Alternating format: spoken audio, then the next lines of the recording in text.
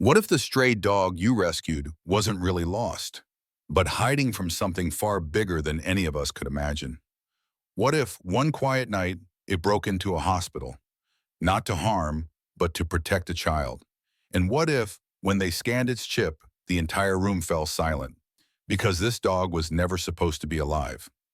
Today on Hero Paw, we bring you a true story of instinct, memory, and a loyalty that defied government orders. Stay until the end, because what this dog chooses in the final moment may just restore your faith in what it means to love without limits. It was just after 3 in the morning when the automatic doors of St. Mary's Medical Center slid open and didn't close again. Security footage later revealed it in slow, surreal detail. The hospital hallway was silent, save for the hum of vending machines and the soft shuffle of the night janitor waxing the floors. Then, out of nowhere, a massive cane corso burst through the entryway, soaking wet from the sleet outside, eyes sharp and unblinking. Its paws made no sound as they struck the tile. The janitor dropped his mop.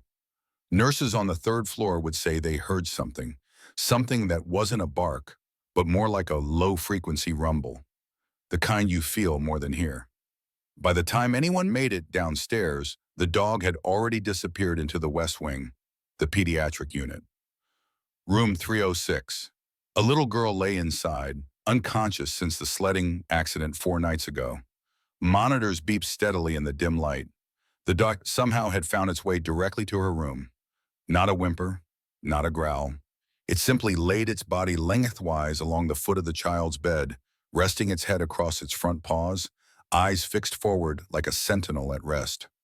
No one could understand how the animal got past 3 security doors, how it knew where she was, or why, of all places, it had come here. By the time hospital staff located the dog, the pediatric nurse on duty, Marissa, mid-60s, ex-Army medic, had already stepped in. She didn't reach for the tranquilizer. She looked at the animal's body language, the slow blink of its eyes, and then, on instinct, crouched down and scanned the nape of its neck.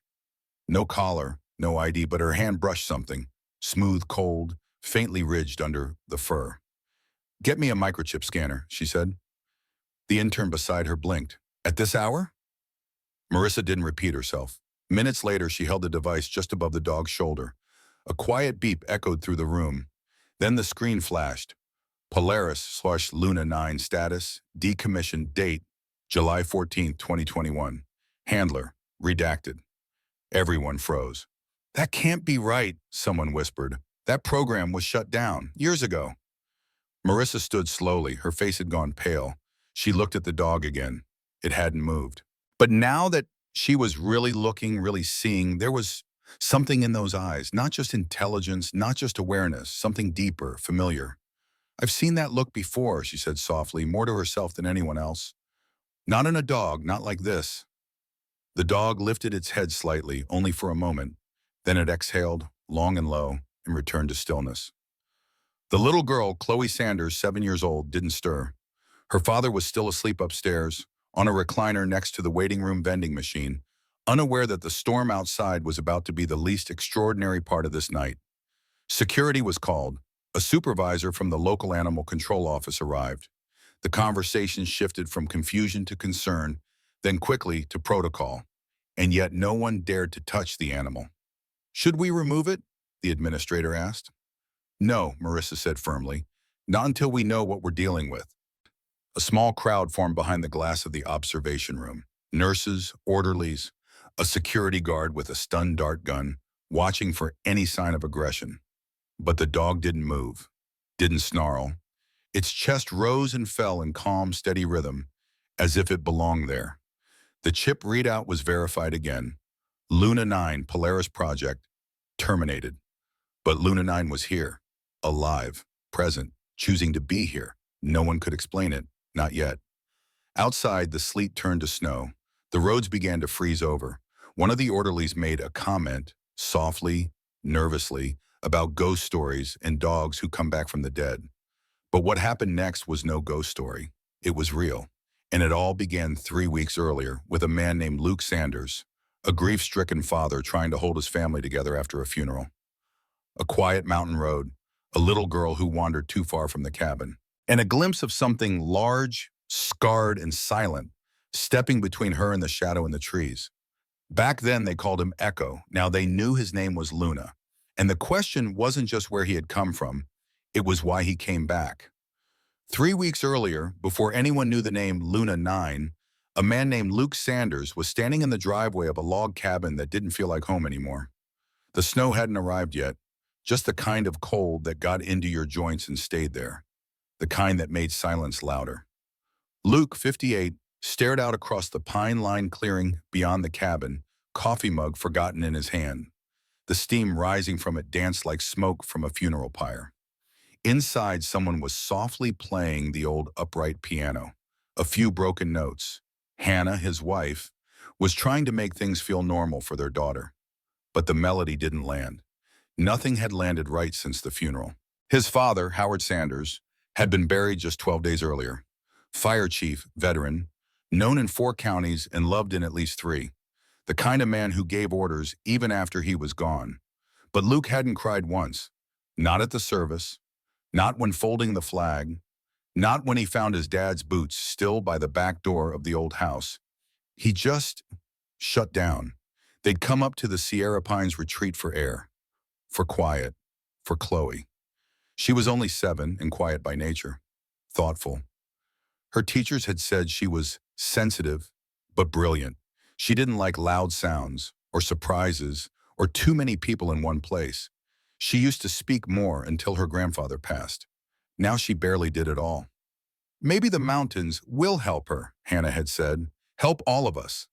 So they drove 4 hours into the edge of nowhere, to a place where the pines stood taller than church steeples and the only light at night came from the stars in the occasional cabin window.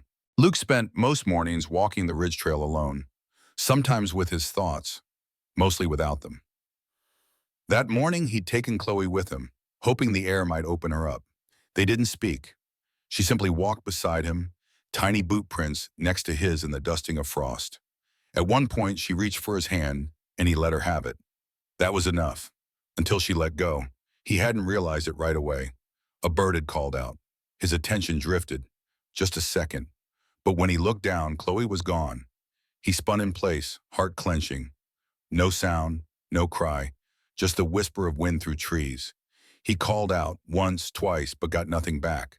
Only that kind of stillness that comes before a storm, the kind that swallows sound. He started running, following the slope toward the river bend. Chloe! His voice cracked on the 3rd call. Panic sharpened into precision. Old instincts woke up, the ones he hadn't needed since Chloe was born. The trail curved, a shadow moved, and then he saw them.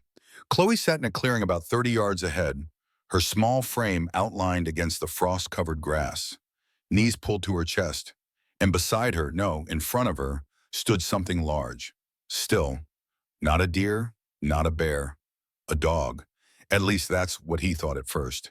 It was massive, cane corso by the look of it, though leaner, with a scar running diagonally from shoulder to mid-rib. Gray fur peppered its face like old ashes. But what struck Luke wasn't its size. It was how it stood. Not crouched in fear, not poised to strike, just present, between Chloe and the world. Luke called her name again, softer this time. Her head turned. She wasn't crying. I'm okay, Daddy, she said, her voice small but steady. He found me. The dog turned its head toward Luke, calm and measured, its eyes locked onto his. There was no growl, no tail wag, just an assessing gaze, deep and deliberate. Luke stepped forward. Easy, buddy, he murmured. The dog didn't move. Chloe stood up slowly and placed her small hand on the animal's back. This is Echo, she said, as if they'd known each other forever. He doesn't bark, but he listens. Luke took another step, heart pounding.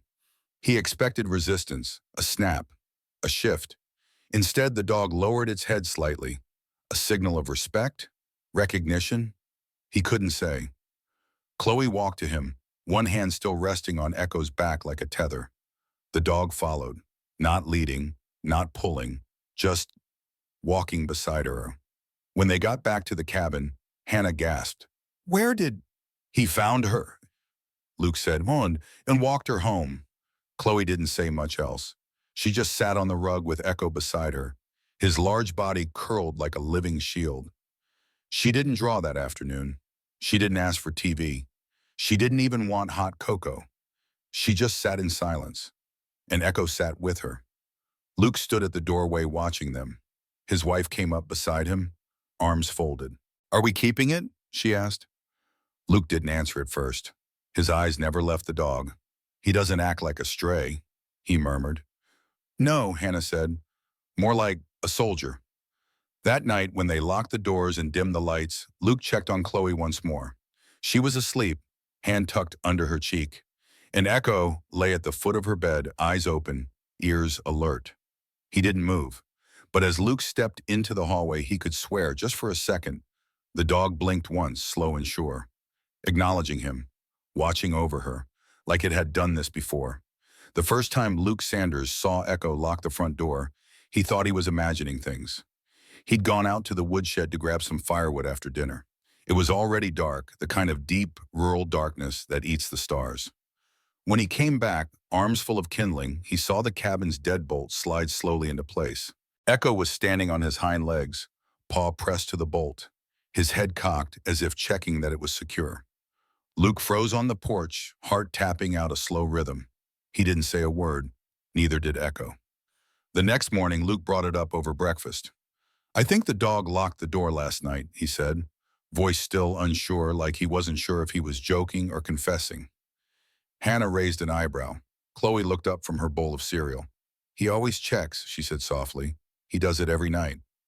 And that's when Luke started watching Echo more closely.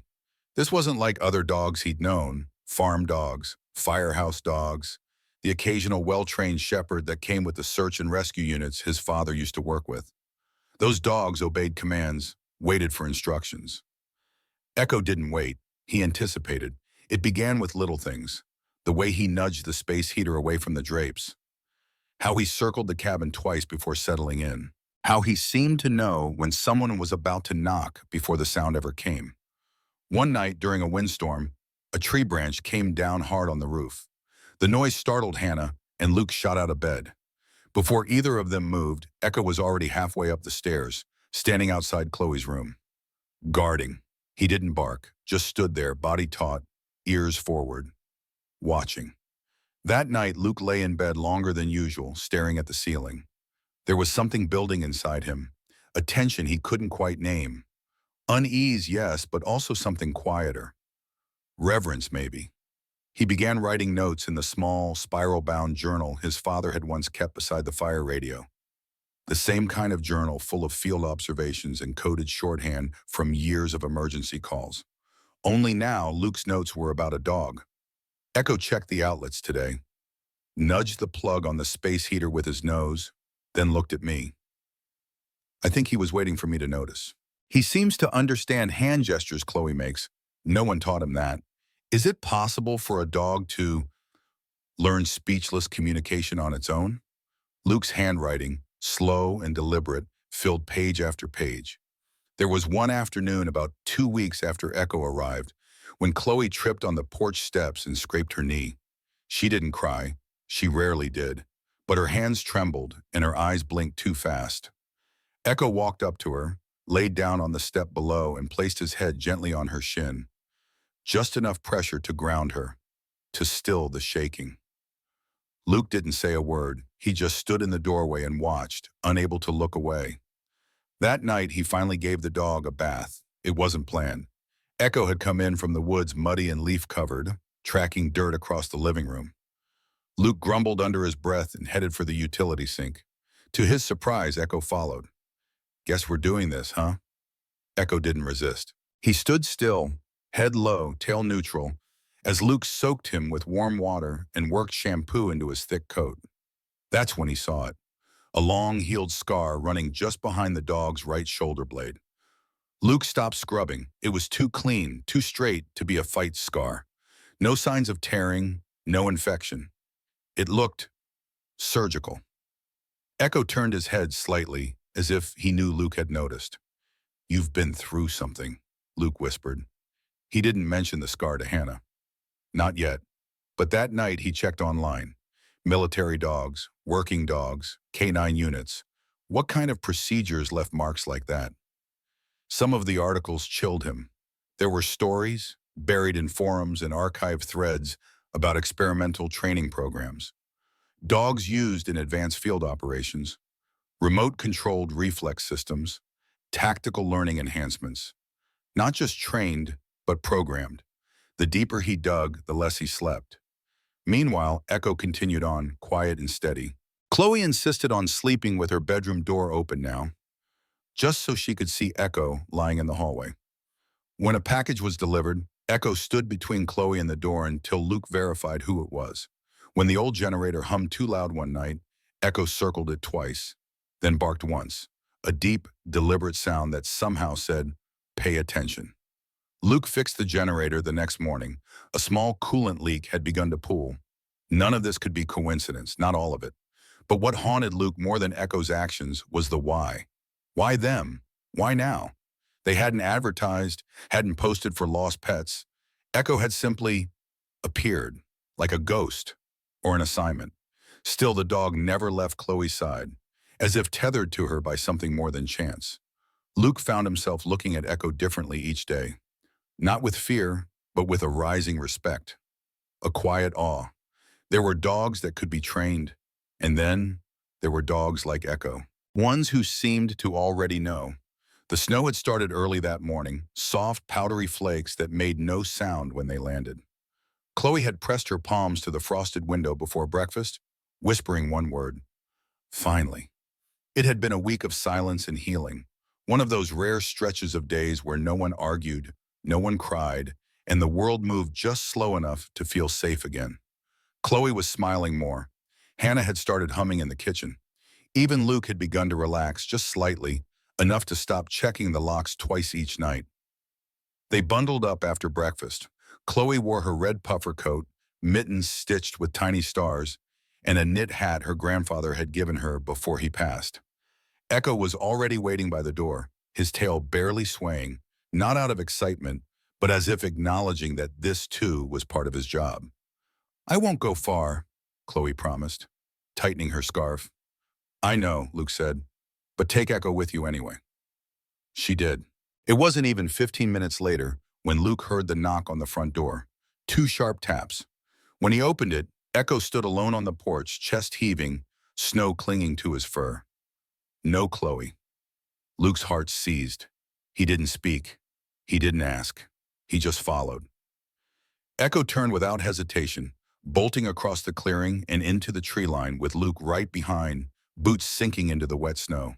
They ran for what felt like miles, deeper into the woods.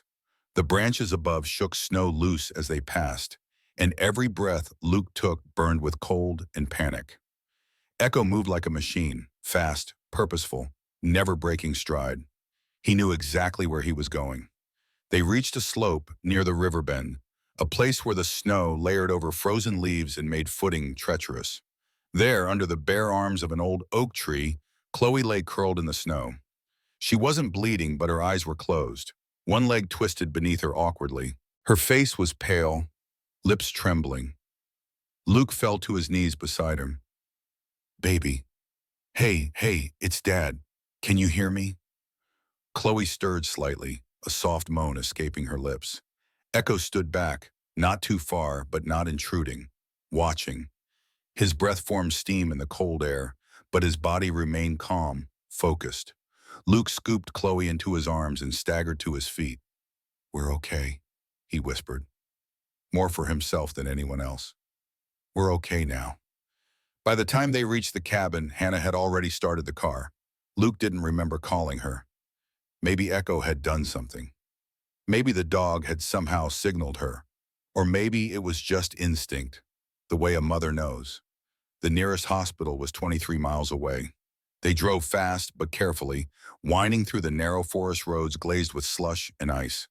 Chloe was admitted within minutes of arrival. The diagnosis was mild concussion, a fractured ankle, and early signs of hypothermia. Nothing life-threatening, but the kind of scare that carves itself into a parent's memory. What they didn't know, what no one realized until much later, was that Echo hadn't just found her. He had tracked her. Over wind and snow and silence, he had followed her trail, circled the ridge twice, located the spot where she'd fallen, and sprinted 3 miles through the storm to get Luke. Not barked, not panicked, just acted. Later that night, Chloe rested in a hospital bed under warm blankets, IV drip humming steadily. Hannah slept in the chair beside her. Luke stepped out for coffee, walking the hallway in a daze, trying to come down from the adrenaline. That's when he found Echo, sitting outside the glass doors of the emergency wing, silent, snow melting on his fur, pooling around his paws, waiting. He had followed the car, or tracked the scent, or who knew anymore? Luke opened the door just enough for the cold to bite his skin. "You shouldn't be here," he murmured. Echo didn't move. Luke sighed, then opened the door wider. "You coming in or what?" Echo padded forward slowly, paused silent on the linoleum floor. He didn't shake off the snow. He didn't sniff the walls or whimper or look around. He just walked straight to Chloe's room, paused outside the threshold, then laid down at the foot of the door, guarding it. A nurse passed, startled. Is he a service animal?" Luke hesitated. Then he said the only thing that felt close to true. "In a way." They let him stay only because Chloe was calm and the dog was quiet. That night, hospital staff made exceptions. People sensed something without understanding it, like the way you can feel a song before you hear the first note. Around 2 a.m., a night nurse named Marissa came on shift. Mid-60s, silver braid down her back, quiet hands. She'd served in field hospitals during Desert Storm, seen things most people couldn't imagine. She knelt beside Echo, noticing the way he lifted his head slightly but didn't flinch. She gently scratched behind his ear, fingers tracing the faintest bump beneath his fur. Something embedded. No collar, no tags, but not wild. Definitely not. "Let's check your chip, big guy," she whispered. Moments later, the scanner beeped. Then it flashed. "Polaris Project Unit Luna 9. Status decommissioned. Do not reactivate last seen classified." Marissa leaned back on her heels, heart thudding. She looked at the dog, no, at Luna 9 and whispered, "What are you still doing here?" Echo didn't answer, of course, but somehow she felt he already had. The next morning, a black SUV pulled into the hospital parking lot, unmarked, clean, and quiet. It didn't belong to any known agency, yet the hospital administrator was notified of its arrival before the tires stopped moving. A tall man stepped out. Late 60s, military posture that had aged into stiffness, not fragility. He wore a weathered jacket with no insignia and carried no briefcase, no phone. Just a small leather folder tucked under his arm and a look in his eyes that said he wasn't here by mistake. His name was Marcus Hale, retired, former military K-9 specialist. No one had heard that name in over a decade. He walked into the hospital without asking for directions, as if he already knew where to go. Marissa, the night nurse, was still on shift. She'd barely slept, her thoughts tangled with strange memories and government clearance codes that hadn't passed through her mind in years. When she saw him at the front desk, she stood up slowly. "I thought they shut it down," she said quietly. Marcus looked at her. "They did." "Then what's he doing here?" Marcus glanced down the hallway toward room 36. "That's what I came to find out." He didn't wear a badge. He didn't show papers. But when he walked past the nursing station, no one stopped him. He reached the room. The little girl was sleeping, cheeks flushed with warmth. Her parents sat nearby.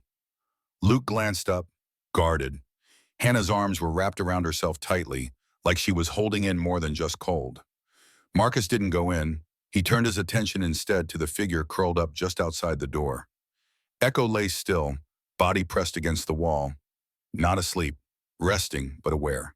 When Marcus stepped into his peripheral vision, the dog's ears twitched once, then again. His eyes opened. Recognition is a quiet thing. No drama, no fanfare, just a flicker. Marcus lowered himself slowly onto the tile floor, knees creaking. He sat with his back against the opposite wall, folding his hands in his lap. They sat like that for nearly a full minute, man and dog, not speaking, not moving. Then Marcus exhaled. "I thought you were dead." Echo blinked once, that was all. "They told me none of you made it out, and maybe that's what I wanted to believe. Easier that way." Clean. You were supposed to be decommissioned, shut down, but you broke rank, didn't you? His voice wasn't accusing, it was low, almost apologetic. I trained you to follow, to track, to protect. And when the mission went south, when that avalanche came in too fast, I gave the order to retreat. And you didn't. Marcus rubbed his hands together slowly. There was no bitterness, just the slow weight of regret. You didn't leave Sergeant Bishop. You stayed behind, dragged him out of the wreckage, pulled his body half a mile across snow. They said it was instinct. I said it was programming, but now, he looked up again. Now I think I didn't know you at all. Luke had stepped into the hallway by then, listening. You trained him? He asked quietly. Marcus didn't look startled. He just nodded. I was his handler during the Polaris trials. We worked in Arctic conditions, night ops, collapsed structures. Luna 9 was the only unit that ever completed full-spectrum survival simulation without human contact. He paused, then added, that includes crossing terrain, locating friendlies, and rejecting hostile stimuli. Luke leaned against the wall, arms crossed. You talk like he's a machine. Marcus gave a small smile, tired and rueful. We all did, at first. He looked back at Echo. But then he started making choices, small ones. Nothing dangerous, just unexpected. He'd disobey a low-priority command to secure someone injured, refuse to exit if another dog was still trapped. At first, they called it a glitch, this an anomaly. Then, he stopped. They called it a problem. Luke let that sit. So you ended the program? No, Marcus said. I tried to save it. He pulled the leather folder from under his arm and handed it over. Inside were photocopies, old memos, blurry photos, field reports. One grainy shot showed Echo in full tactical gear, frost clinging to his muzzle, eyes locked on the horizon. Another showed a team huddled in snowdrift cover, Echo curled protectively around a wounded soldier. They shut Polaris down after the last incident. The problem was that Luna 9 kept choosing people over objectives. Luke looked down at Echo. That's not a problem. Marcus nodded slowly. No, it's what made him more than what we built. A silence followed, dense but not uncomfortable. Then Marcus asked, does he still sleep lightly? Tilt his ears toward the clock, track sound before it happens? Luke gave a small laugh. He checks the windows every night, stares down the water heater like it's plotting something. Marcus smiled. That's him. He leaned forward, eyes meeting Echo's again. They'll come for him. You know that, right? Luke's expression hardened. They'll try. You won't win that fight, Marcus said gently, but you might not have to. I still know a few people. Quiet people. A beat passed. Let me make a call. Echo finally stood, slow and deliberate. He walked toward Marcus and placed his head beside the man's knee, not begging, not deferring, just acknowledging. Marcus laid a hand gently on his head. You did good, boy.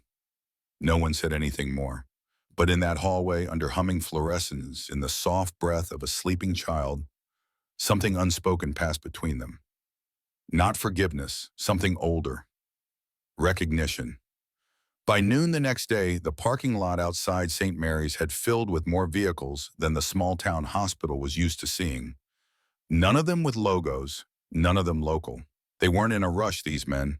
They arrived with a kind of calm that felt colder than panic, controlled, planned.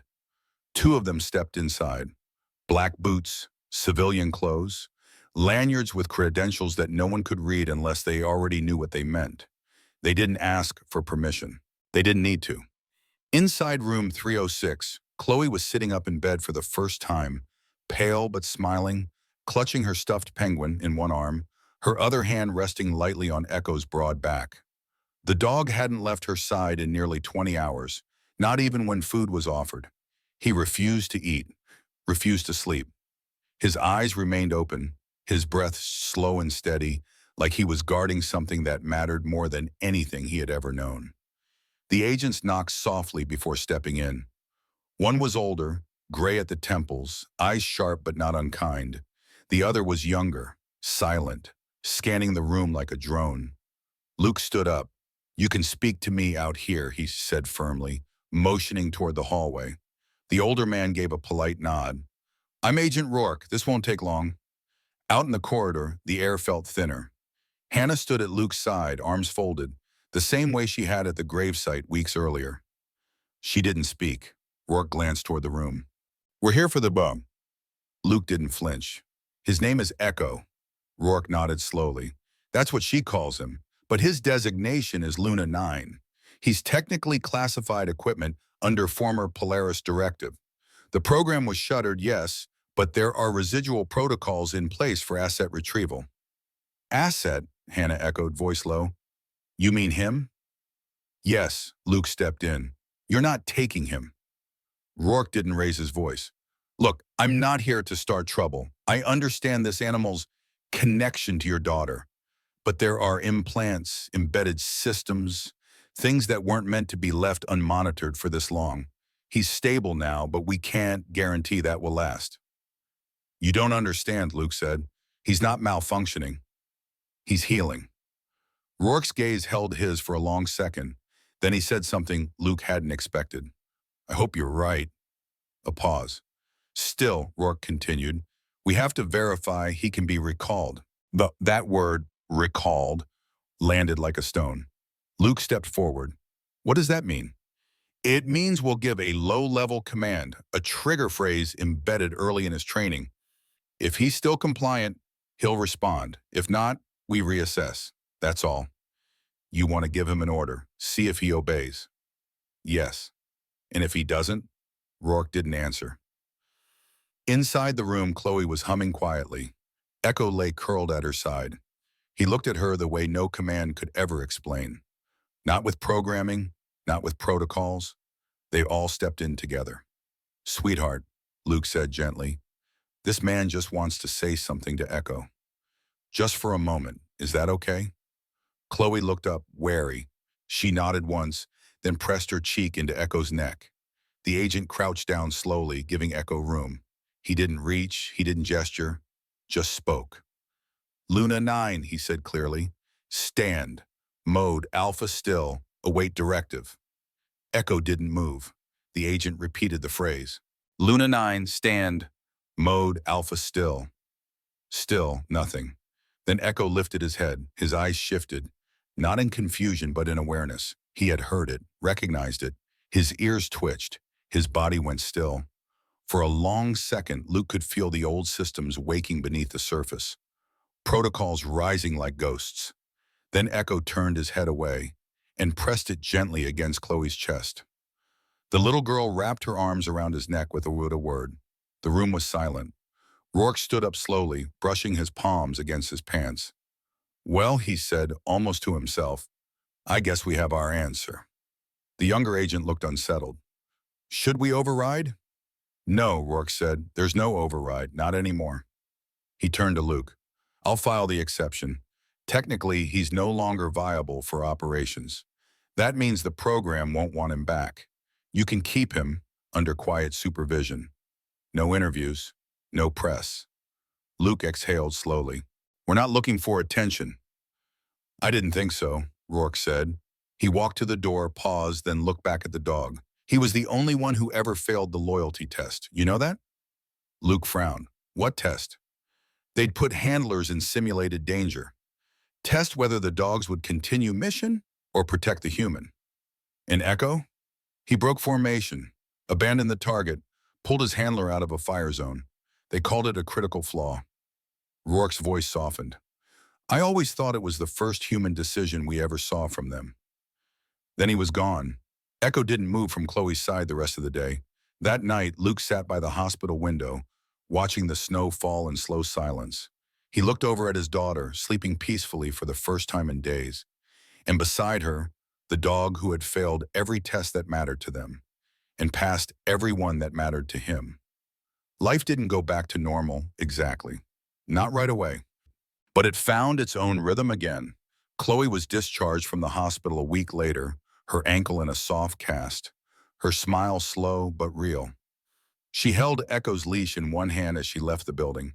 Though no one had given her one, it had simply appeared, a plain brown strap left on the nurse's desk with no name, no tag, and no note. Echo didn't need the leash, of course. He walked beside her without tension, without command. A quiet presence, not as a guard anymore or a soldier, just as something steady, something home. They returned to the cabin for the remainder of their planned time away, though the idea of vacation felt irrelevant now. Luke chopped wood like his father once did, methodically with focus.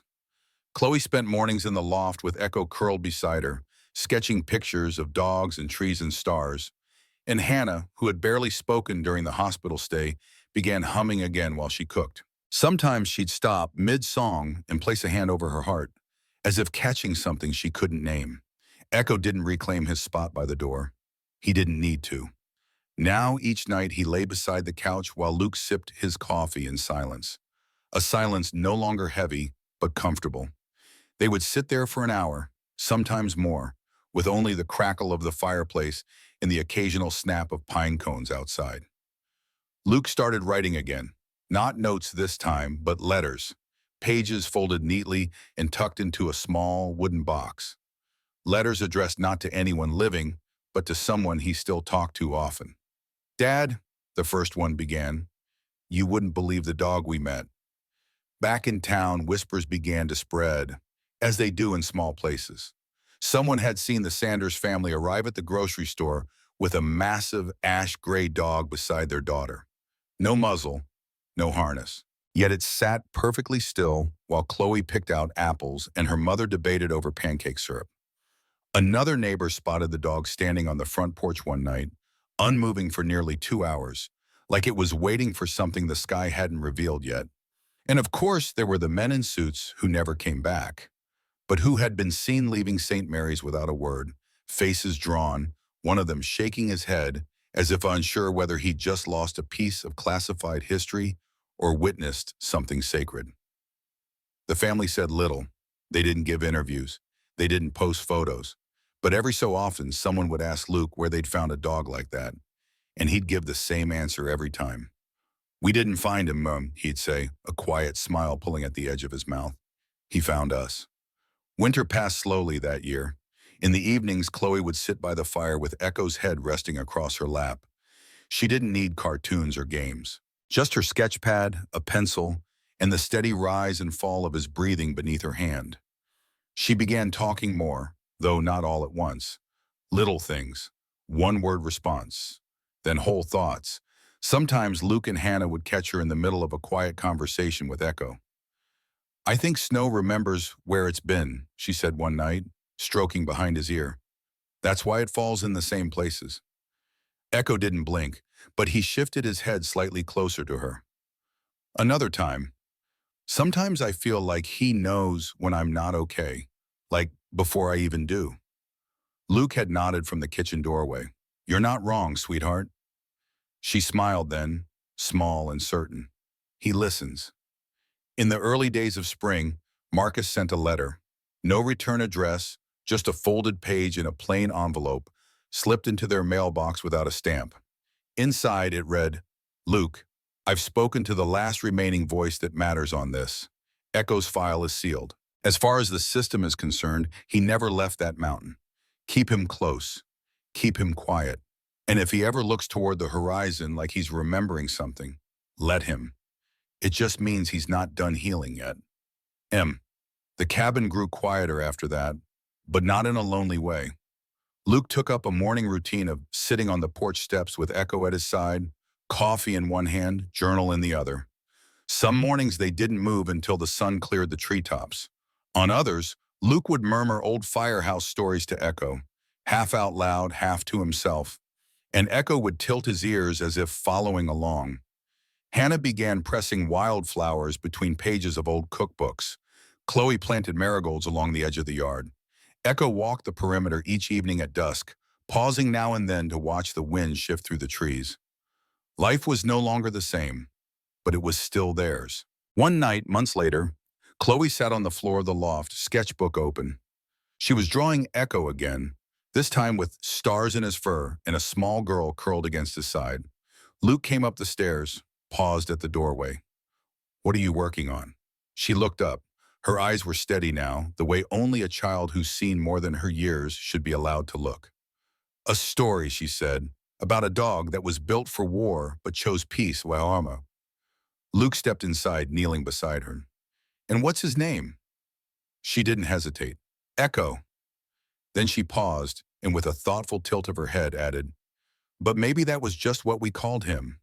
Maybe he has a different name, one he only remembers when the world goes quiet. She leaned over and whispered something in Echo's ear. The dog stirred, blinked once, and settled back down, content, still, exactly where he was meant to be. Echo didn't follow a command, he followed his heart.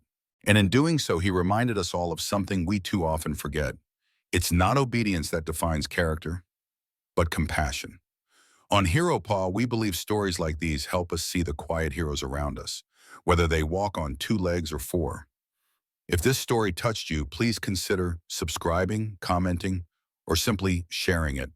Your support means the world, and it helps us create more stories that heal, inspire, and stay with you long after the screen fades. As the old saying goes, what stays by your side without being asked is what's worth keeping forever. Thank you for watching and for believing in quiet courage.